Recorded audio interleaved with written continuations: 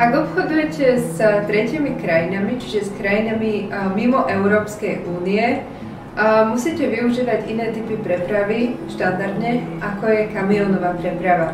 To znamená, že pravdepodobne najčastejšie využívate námornú prepravu, prípadne leteckú prepravu.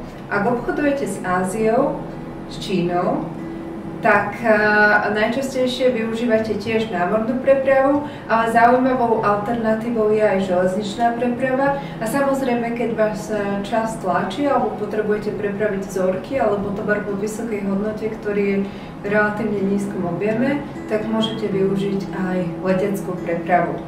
Štandardné tranzitné časy sa v čase líšia, avšak všeobecne platí, že námorná preprava trvá najdlhšie, ale je zase najlacnejšia. Železničná preprava v prípade Číny je taká zlatá stredná cesta, aj cenovo, aj časovo, a letecká preprava trvá síce najkratšie, ale je aj najdrahšia.